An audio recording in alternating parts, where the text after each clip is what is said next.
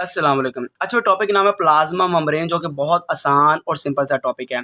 Basically plasma membrane outermost boundary है living cell की और वो कौन सा सेल है? Animal cell. तो एनिमल सेल के अंदर आउटर मोस्ट जो लिविंग बाउंड्री है they are called plasma membrane है। ये बेसिकली कवर्ड होती है सेल वॉल से और ये सेल वॉल से जो कवर्ड है वो किस सेल के पास है? प्लांट सेल के पास है। प्लाज्मा मेम्ब्रेन को आप सेल मेम्ब्रेन भी कह सकते हैं और काफ़ी ज़्यादा ऑर्गेनेली ऐसे हैं जिनके पास मेम्ब्रेन मौजूद होती है, जैसे गोल्जी अपरेटस वैक्यूल ये सिंगल मेम्ब्रेन बॉन्डेड ऑर्गेनली है, जैसे क्लोरोप्लास्ट माइटोकॉन्ड्रिया और न्यूक्लियस ये डबल मेम्ब्रेन बॉन्डेड ऑर्गेनली है। अगर प्लाज्मा मेम्ब्रेन की बात की जाए तो इसमें प्रोटीन भी है 60 से 80%, लिपिड होती है 40 से 20% और कार्बोहाइड्रेट होती है स्मॉल अमाउंट। अगर मैं बात करता हूँ लिपिड के लिहाज से तो ये काफ़ी क्लासेस में मौजूद होती है, जैसे एम्फीफैटिक लिपिड हो गया, फॉस्फोलिपिड हो गया, ग्लाइकोलिपिड हो गया, स्टीरोल्स हो गया। ये सारी डिटेल में मैंने आगे जाके पढ़ानी है। ये सारी जो लिपिड के डिफरेंट टाइप्स है ये आपको नजर आती है किसके पास? प्लाज्मा मेम्ब्रेन के पास। मैंने कहा कार्बोहाइड्रेट बड़ी कम अमाउंट में है, कुछ कार्बोहाइड्रेट प्रोटीन के साथ जोड़ी होते हैं जिसको ग्लाइकोप्रोटीन कहते हैं, जैसे कार्बोहाइड्रेट का अटैच होना प्रोटीन के साथ ग्लाइकोप्रोटीन का बनना होता है। अगर कार्बोहाइड्रेट जुड़ जाए लिपिड के साथ तो ग्लाइकोलिपिड बन जाती है। अगर कार्बोहाइड्रेट लिपिड और प्रोटीन तीनों मिल जाए तो ग्लाइकोकैलिक्स बन जाती है। ये आपके सामने एक मैं प्लाज्मा मेम्ब्रेन का स्ट्रक्चर एलैबोरेट करने लगा और जिस मॉडल के मुताबिक करने लगा उसका नाम है फ्लूइड मोज़ेक मॉडल। यह मॉडल को पेश करने वाला डेवलप करने वाला जोनाथन सिंगर है, साथ में जिसकी मदद दी उसका नाम गार्ड निकोलसन है और 1972 को यह मॉडल पेश किया इन दोनों साइंटिस्ट ने। इनका कहना था जो प्रोटीन है ना ये एम्बेडेड होती है, ये धंसी होती है लिपिड बाय लेयर के अंदर, पर ये प्रोटीन कैसे मौजूद होती है? मोज़ेक मैनर में। तो मोज़ेक मैनर में लिपिड बाय लेयर पर एम्बेडेड होना प्रोटीन्स का ये कहना था फ्लूइड मोज़ेक मॉडल का। मोज़ेक मैनर कहते हैं इरेगुलर मतलब बेतरतीबी अरेंजमेंट में प्रोटीन मौजूद होती है, लिपिड बाय लेयर के पास एम्बेडेड होती है। अब इसको कहते हैं फ्लूइड मोज़ेक मॉडल है। ये आप देख सकते हैं पूरी प्लाज्मा मेम्ब्रेन है। ये जो स्ट्रक्चर आपको नजर आ रहा है ये फॉस्फोलिपिड है। फॉस्फोलिपिड का जो सर होता है इसको हेड जिसको कहते हैं ये हाइड्रोफिलिक होता है, जो टेल होती है ये हाइड्रोफोबिक होती है। हाइड्रोफोबिक का मतलब पानी को जो रिपेल करती है वो टेल है और जो पानी को अट्रैक्ट करती है वो हेड है, वो पोलर है। तो हेड पोलर है और जो टेल है ये बेटा क्या है? नॉन पोलर है। ये जो आपको यहाँ पे फॉस्फोलिपिड के अंदर छोटे छोटे रेड कलर के डॉट नजर आ रहे हैं ये कोलेस्ट्रॉल है। ये भी एम्बेडेड है in the interior of the membrane, जो अंदर की तरफ ये छोटे छोटे जो डॉट नजर आ रहे हैं कोलेस्ट्रॉल ये भी मौजूद है। इस कोलेस्ट्रॉल का प्लाज्मा मेम्ब्रेन में क्या रोल है?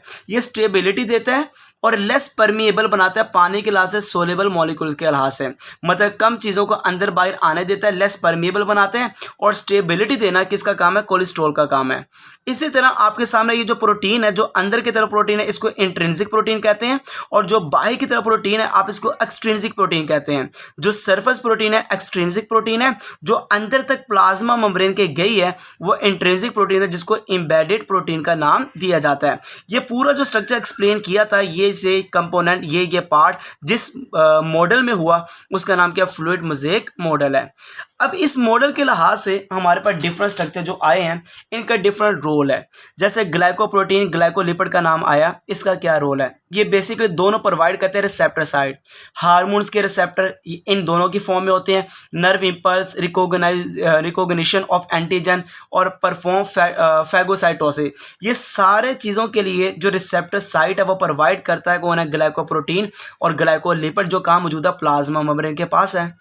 अगर इन दोनों को देखा जाए आप इन दोनों के एक और भी नाम दे सकते हैं, cell to cell recognition, sticking correct cell together, या आप इसको sign board on the shop भी कह सकते हैं। मतलब कि एक सेल को दूसरे सेल से जो डिफरेंशिएट करता ना, एक सेल को दूसरे सेल से डिफरेंशिएट करना, जो सेल टू सेल रिकॉग्निशन करना, या आप कह सकते हैं करेक्ट सेल टुगेदर करना, या sign board on a shop कहना, ये बेसिकली जो रोल अदा करता है वो ग्लाइकोप्रोटीन का और ग्लाइकोलिपिड का है।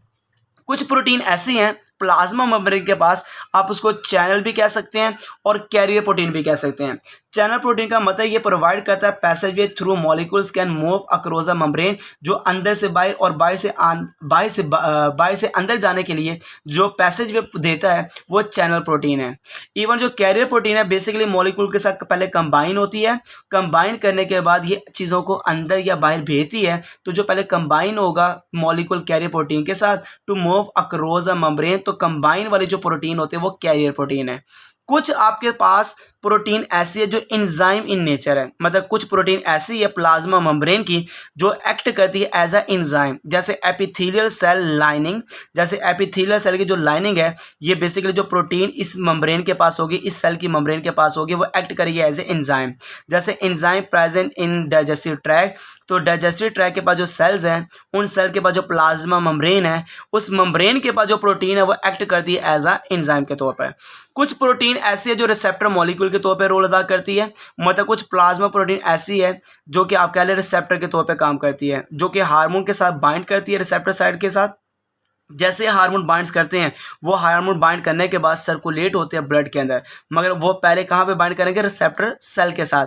वो रिसेप्टर मैं किसको कह रहा हूँ, वो प्रोटीन को कह रहा हूँ। तो कुछ प्रोटीन एज अ रोल अदा करती है रिसेप्टर के तौर पर।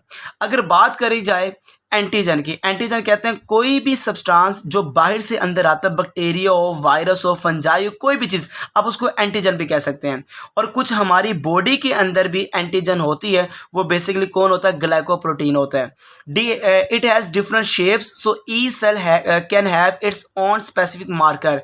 जैसे फॉरेन एंटीजन हो गया, तो हर सेल के पास अपनी अपनी एंटीजन मौजूद होती है जिसको ग्लाइकोप्रोटीन कहते हैं, जो बाहर से आने वाले फॉरेन एंटीजन के ला से डिफरेंट शेप रखती हैं।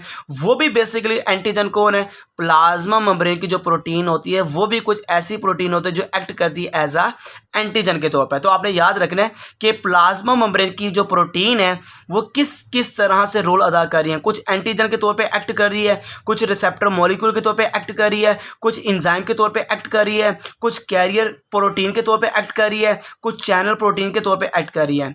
आखिरी पॉइंट मैं बताना चाहूँगा एनवायरमेंटल रोल का। प्लाज्मा मेम्ब्रेन का बहुत ज़्यादा रोल है ट्रांसपोर्टेशन ऑफ मटेरियल करना है इनसाइड या आउटसाइड ऑफ सेल। जैसे प्लाज्मा मेम्ब्रेन की मदद से एंडोसाइटोसिस होता है, एक्सोसाइटोसिस होता है, ऑस्मोसिस होता है, इवन डिफ्यूजन होता है। इन सारे प्रोसेस की मदद से रिमूव होता है वेस्ट टॉक्सिक सब्सटेंस जैसे अमोनिया, यूरिक एसिड, ये सब कुछ रिमूव करते हैं सेल बाहर की तरफ, और ये इन प्रोसेस की मदद से होता है। और ये प्रोसेस कौन चला रहा है, प्लाज्मा मेम्ब्रेन चला रही है। इवन प्लाज्मा मेम्ब्रेन का रोल है maintains ionic concentration for proper enzymatic, nervous and muscular activity. जो आयोनिक कंसंट्रेशन है उसको भी मेंटेन करना एक सेल के पास मेम्ब्रेन का रोल होता है, ताकि proper enzymatic, nervous, muscular activity हो सके। ये सारे जो मैंने रोल बताए हैं ये प्लाज्मा मेम्ब्रेन के हैं, प्लाज्मा मेम्ब्रेन के अंदर जो कंपोनेंट है उनके हैं। जज़ाकल्लाहु खैर, जिसमें प्रोटीन भी आ जाता है, लिपिड भी आ जाता है, स्टीरॉयड भी आ जाते हैं, ये सब इसको मिलाकर रोल बन जाते हैं किसके बेटा, प्लाज्मा मेम्ब्रेन के। जज़ाकल्लाहु खैर।